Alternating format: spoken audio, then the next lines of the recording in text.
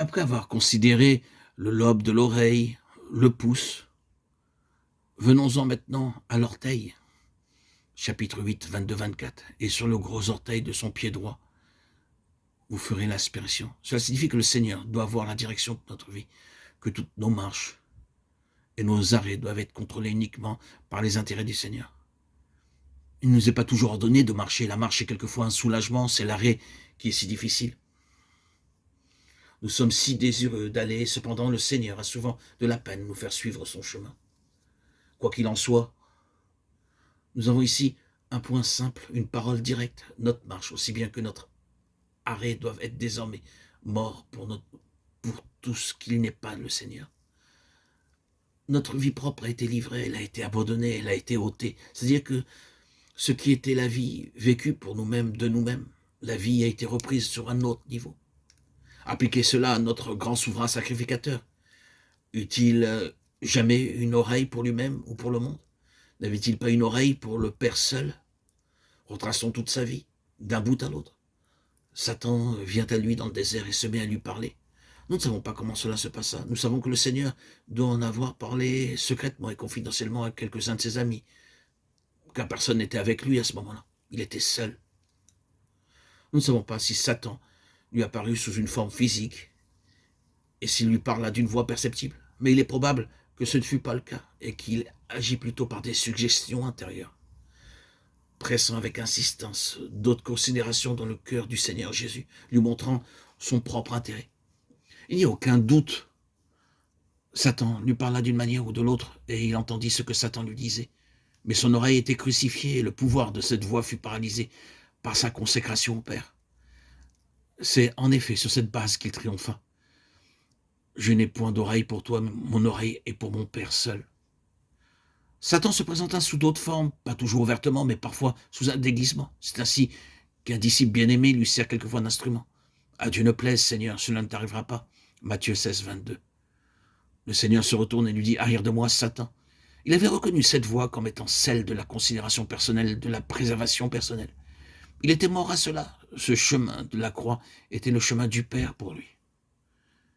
Il n'avait d'oreille que pour lui seul. Et il en fit ainsi tout le long chemin qu'il a dû traverser. Et jusqu'au bout, cela fut vrai de son service. Chercha-t-il un seul instant ses propres intérêts dans ses œuvres, sa propre gloire dans ce qu'il accomplit? Oh non, non, bien sûr. Dans la fatigue, la lassitude et l'épuisement même, s'il avait à servir les intérêts de son Père, il était vivant à ses intérêts, ne consultant jamais ni sa propre gloire, ni ses propres sentiments. Et je ne doute pas que ces sentiments aient été parfois ceux d'une souffrance intense. Nous lisons à propos de lui qu'il fut fatigué. Nous savons ce que c'est, comment, dans la fatigue, nous aimerions non seulement nous asseoir auprès du puits, mais y rester assis, même si une demande nous était adressée. Si nous sommes au Seigneur, il nous faut être gouvernés par les intérêts du Seigneur et balayer au loin toutes les suggestions qui nous sont faites de veiller sur nous.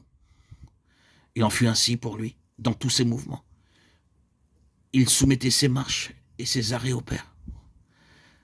Ses frères cherchent à le persuader de se rendre à la fête, mais il ne cède pas à leur instance et à leurs arguments. Le seul critère pour lui, c'est qu'est-ce que le Père en pense.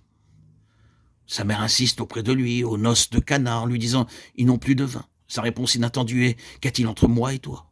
En d'autres termes, que dit le Père à cet égard?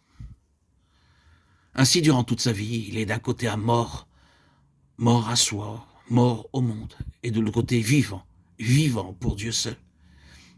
Et quelle vie pleine de fruits, quelle vie pour la satisfaction de Dieu. Il y a une union avec Christ dans la consécration. Je me sanctifie, me consacre moi-même pour eux, afin qu'eux aussi soient sanctifiés, consacrés par la vérité. Jean 17, 19. Je vous exhorte donc à offrir vos corps comme un sacrifice vivant, saint, agréable à Dieu. Ce qui sera de votre part un culte raisonnable, votre service spirituel. Voilà ce qu'est notre sacerdoce. Frères et sœurs en Christ, bien-aimés, chers amis, voulons-nous écouter ce message? Voulons-nous le présenter au Seigneur dans la prière? Voulons-nous nous courber devant lui avec ce message? Peut-être est-ce un message qui mettra fin à un combat, à une lutte, un conflit qui calmera une inquiétude, une irritation, un manque de paix, un manque de joie.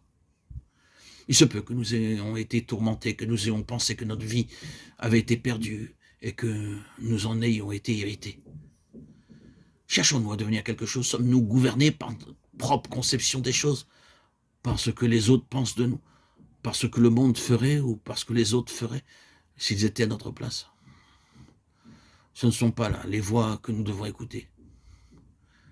Qu'est-ce que le Seigneur dit? Attendons-nous à cela? Reposons-nous en cela? Nous pouvons ne pas comprendre, mais soyons assurés qu'une vie vécue sur cette base sera le succès de Dieu. Désirons-nous le succès de Dieu? Dieu peut faire par nous quelque chose dont nous étions absolument incapables de par notre tempérament et notre constitution. Et pour notre part, nous avions pensé que ce qui devrait gouverner notre chemin dans la vie, c'était la manière dont nous étions faits. Et ce n'est pas le cas. Oh non, pas du tout. Frères et sœurs en Christ, bien-aimés, chers amis, venez donc, courbons-nous devant lui, agenouillons devant le Seigneur à cet égard. Et s'il est nécessaire, considérons notre consécration d'une manière toute nouvelle.